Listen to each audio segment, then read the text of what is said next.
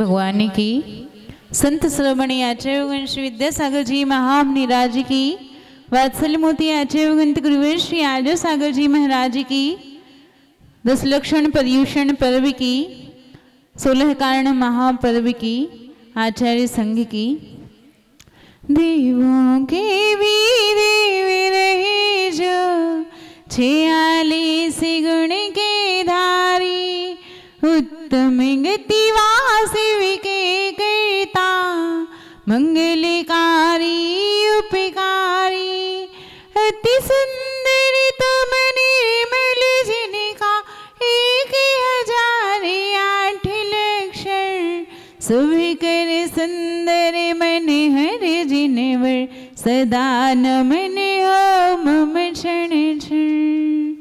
आगमन योग भाग 2 में अध्याय 3 के अंतर्गत हम लोग पढ़ रहे थे यतियों के जो दीक्षा दी 6 काल, उसके बाद समाचार, मुनियों के समाचार कौन से होते, जो उनकी आवश्यक क्रियाएं होती, जिन्हें एक समाचार नाम से जाना जाता है ना। समाचार क्या होता है? तो सम्यक आचार समीचीन आचार समाचार कहलाता है। कल हमने पढ़ा था कि ये जो उपसंपत के बारे में पढ़ रहे थे। उपसंपत मतलब गुरु अपने शिष्य से क्या कहता कि मैं आपका ही हूँ। वह इस प्रकार अपना आत्मसमर्पण जताता है कि जिस प्रकार आप हमें चाहे डांट लें, चाहे कुछ भी अच्छे वचन बोलें, मिष्ट वचन बोलें, या हमें कुछ भी कहें, मैं आपका ही हूँ, आप जैसा चाहें तो आप हमें बना सकते हैं। हमें विश्वास है कि आप हमें एक अनगढ़ पत्थर से हमें भगवान का रूप देने में आप ही समर्थ होंगे। पेज नंबर 36 पेज नंबर 36 है।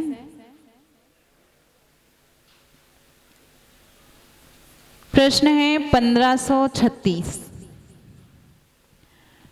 निर्ग्रंथ मुनि या आचार्य परमेष्ठी, इनको आयतन किस अपेक्षा से कहा जाता है? तो जो 13 प्रकार के चारित्र और 13 प्रकार की क्रियाओं में उद्यत तथा सर्वशास्त्रों में पारंगत होते हैं, ऐसे आचार्य आदि आयतन शब्द से कहे जाते हैं। 6 आयतन कौन से हैं? सर्वज्ञ देव, सर्वज्ञ का मंदिर, ज्ञान, ज्ञान से युक्त ज्ञानी, चारित्र और चारित्र से युक्त साधु, ये 6 अनायतन कहे जाते हैं। हम लोग बोलते हैं ना षट अनायतन, जिसमें देव शास्त्र गुरु और उनकी कुगुरु, मतलब उनके आयतन के लिए बोलते हैं देव शास्त्र गुरु की विनय करना और उनके द्वारा कहे गए उनकी विनय, मतलब उसमें वो करना। कुदेव, कुशास्त्र, कुगुरु को मानने वाले और उनके सेवक। कोई मुनि अपने गुरु, आचार्य, दीक्षा, शिक्षा गुरु से विशेष अध्ययन हेतु जब ये पूछता है कि आपके चरणों की कृपा से अब मैं अन्य आयतन को प्राप्त करना चाहता हूँ। ये पूर्व की बात है, जब अपने संघ को छोड़कर किसी अन्य संघ में जा रहे हैं तो वे अपने गुरु से किस प्रकार निवेदन करते। वे क्या बोलते हैं कि हे गुरुदेव, आपके चरणों की कृपा से अब मैं अन्य आयतन को प्राप्त करना चाहता हूँ। आयतन ऊपर हम लोग ने पढ़ा कि आयतन वही है कि आचार्य परमेष्ठी, मतलब दूसरे गुरु की शरण में हम जाना चाहते हैं। आप मुझे यथा योग्य आज्ञा प्रदान करें। और वह मुनि इस विषय में 5-6 बार प्रश्न करता है। इस प्रश्न में पुनः पुनः प्रश्न करने में क्या हेतु है? इसका उत्तर देते हुए आचार्य कहते हैं कि शिष्य द्वारा पुनः पुनः आज्ञा हेतु पूछा जाना ये शिष्य का उत्साह प्रकट करता है, अथवा ऐसा करने से विशेष विनय भी प्रकट होती है। अर्थात पुनः पुनः आज्ञा लेने से आचार्य के प्रति विशेष विनय और अपना अधिक ज्ञान प्राप्त करने हेतु उत्साह मालूम होता। ऐसा नहीं कि आगम में लिखा है कि संघ को छोड़ के जाना पड़ता है तो उनके उत्साह ही नहीं, अब जाना पड़ता है तो एक बार बोल दिया महाराज जी हम जाना चाहते हैं, अब अच्छा हुआ कि महाराज जी कुछ ना कहें तो बहुत अच्छा, हम बच गए जाने से। तो ऐसा नहीं, उत्साह मालूम होता है गुरु के लिए कि शिष्य किस प्रकार भावना व्यक्त कर रहा, किस प्रकार बार बार बोलेगा। एक बार हम लोग नमोस्तु करते, अगर महाराज जी ने हाथ नहीं उठाया तो अपन 1 बार 2 बार 3 बार करते कि जब तक हमें आशीर्वाद ना मिल जाए तब तक नजरों से उठा के ना देख लें हमें, तब तक हमें तसल्ली नहीं होती। ऐसे ही वह शिष्य अपने गुरु से निवेदन करता कि हे गुरुदेव, मैं अन्य संघ में अब ज्ञान, विशेष ज्ञान के लिए मैं जाना चाहता हूँ, अपनी संलेखना की साधना करना चाहता हूँ। और इस प्रकार विशेष विनय पूर्वक कि एक बार नहीं सुना महाराज जी ने, मतलब दोबारा आएंगे, 3 बार आएंगे, 4 बार आएंगे, बार बार पूछने से उत्साह मालूम होता है। अन्य आयतन की ओर विहार करता हुआ मुनि किसके साथ विहार करता? अब संलेखना तो एक महाराज जी को लेनी, अपनी समाधि की साधना तो एक महाराज जी को करनी जिनका समय हो गया। अब वे अकेले चले जाएं क्या, कि एक महाराज जी को ले जाएं, 2 को ले जाएं, कितनों को ले जाएं कि नहीं ले जाएं, कि क्या करें? अब कोई साधु अपने संग को छोड़ेगा तो संलेखना के समय वे जा रहे, तो अब वह किस प्रकार छोड़ें कि एक को तो जाना है, 2-3 मतलब फ्री में जाना पड़ेगा उनको अपने गुरु को छोड़ के। तो उस समय क्या करना चाहिए? अपने पूज्य गुरु की आज्ञा प्राप्त कर वह मुनि अपने सहित 4, 3 या 2 मुनि होकर विहार करता है। सारांश रूप से उत्कृष्ट तो ये है कि वह मुनि अपने साथ 3 मुनियों को लेकर जाए। मध्यम मार्ग ये है कि 2 मुनियों को साथ लेकर जाए, और जघन्य मार्ग ये है कि 1 मुनि को अपने साथ लेकर अवश्य जावे, क्योंकि अकेले जाना उचित नहीं है। हमारे आगम में ही कहा है कि एकल विहार नहीं होता है। एकल विहारी साधु कैसे होते हैं? जो तप, सूत्र, सत्व, एकत्व, भाव, सहनन और धैर्य इन सबसे परिपूर्ण दीक्षा और आगम में बली मुनि एकल विहारी स्वीकार किए गए। इनका अर्थ क्या है जो ऊपर कहे? तो तप वह कहलाता कि अंसनादि 12 प्रकार का जो तप है। सूत्र मतलब 12 अंग और 14 पूर्व को सूत्र कहते हैं, अथवा उस काल क्षेत्र के अनुरूप जो आगम है वह भी सूत्र है, तथा प्रायश्चित ग्रंथ आदि भी सूत्र के नाम से कहे गए हैं। सत्व क्या है? शरीरगत बल को, अस्थि की शक्ति को और भावों के बल को सत्व कहते हैं। एकत्व शरीर आदि से भिन्न अपनी आत्मा में रति करना एकत्व है। भाव शुभ परिणाम को भाव कहते। सहनन अस्थियों और त्वचा की दृढ़ता को सहनन कहते हैं, जो वज्र वृषभ नाराज सहनन आदि 3 सहननों में विशेष रहती है। धैर्य मन के बल को धैर्य कहते हैं, या क्षुधादि से व्याकुल नहीं होना धैर्य कहलाता है। दीक्षा जो चिर प्रवर्तित अर्थात बहुत काल से दीक्षित व तपस्वी है। आगम में बली आचार संबंधी सिद्धांत में भी अक्षुण्ण है अर्थात निष्णात है। इस तरह आचार ग्रंथों के अनुकूल जो चर्या में निपुण है, ऐसे गुण विशिष्ट मुनि को ही जिनेन्द्र देव ने एकल विहारी होने की अनुमति दी है। एकल विहारी कौन हो सकते हैं? कि जिनका शुभ परिणाम है, वज्र वृषभ नाराज सहनन है। ऐसा क्यों कहा? क्योंकि अगर 2 से 3 मुनिराज होते हैं तो उनको डर रहता है कि हम अगर कोई कमी लाएंगे, अपने आवश्यकों में कमी करेंगे, तो बाजू वाले महाराज जी कुछ बोलेंगे, एक भय बना रहता। और जब अकेले होते हैं तो कोई भय नहीं रहता कि सामयिक करी तो भी चलेगा, जितने समय 12 बज गए, 1, 2 जितने भी बज जाएं कर लेंगे, आराम से कर लेंगे, तो किसी का डर नहीं रहता। गुरु से तो दूर हुए ही, साथ में अन्य साधुओं को देख के फिर ऐसा भाव नहीं आता, इसलिए एकल विहार का निषेध किया।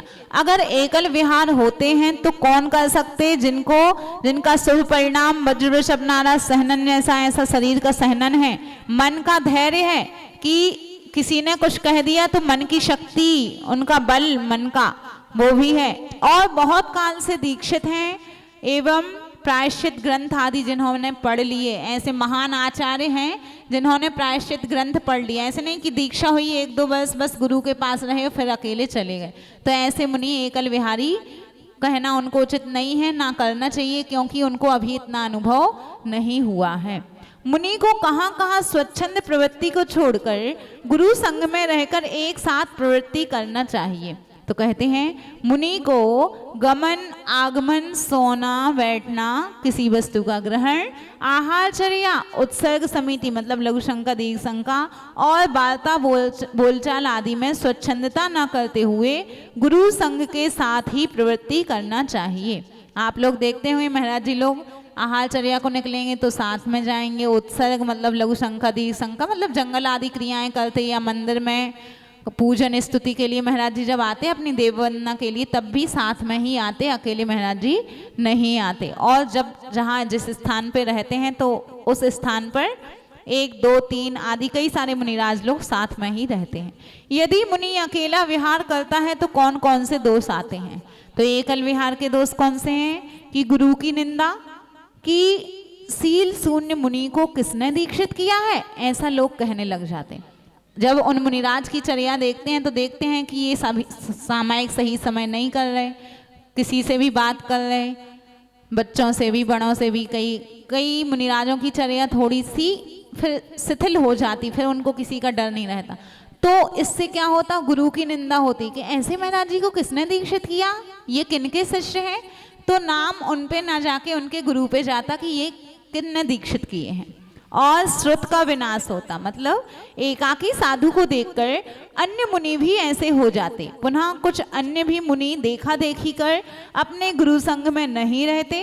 तब श्रुत शास्त्रों के अर्थ को ग्रहण ना करने से श्रुत का नाश हो जाता। अब आगम में कहा है कि एकल विहार नहीं करना, और अगर ऐसा किया तो श्रुत का नाश। श्रुत में जो कहा, आगम में जो कहा, उसका हमने अभिनय अवर्णवाद किया। तीर्थ की मलिनता होती। तीर्थ मतलब होता है जिन या जैन शासन। ऐसे जैन शासन में सभी मुनि ऐसे ही होते होंगे, ऐसा मिथ्या दृष्टि लोग कहने लग जाते हैं।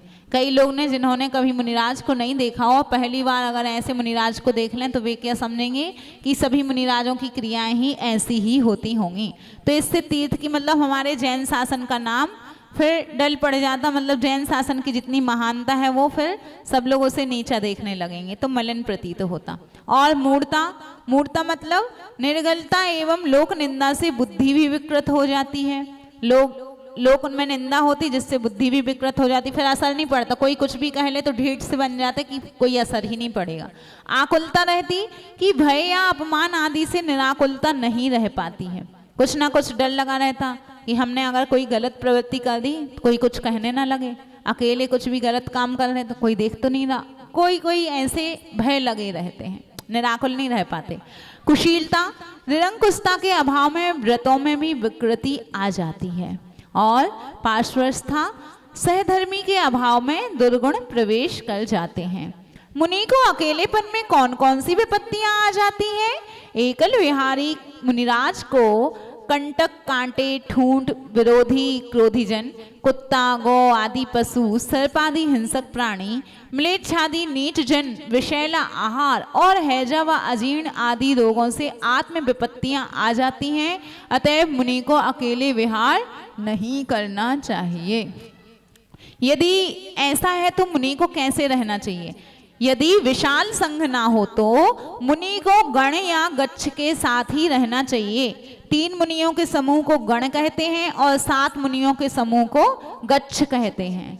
एकल विहार करने वाले मुनि के और कौन कौन से पाप स्थान आगम में वर्णित किए गए? तो एकल विहारी, ये जो आप लोग देख रहे हैं महाराज जी के सारे शिष्य ही हैं। आज्ञा उल्लंघन, जिनेंद्र देव के उपदेश का उल्लंघन होता है। अनवस्था, एकाकी विचरण की परंपरा चल पड़ती है। मिथ्यात्व सेवन, मिथ्या दृष्टियों से मिथ्यात्व का संस्कार पड़ जाता है। आत्मनाश, मुनि के निजी गुण सम्यक दर्शनादि का नाश हो जाता है। और संयम की विराधना, निरर्गल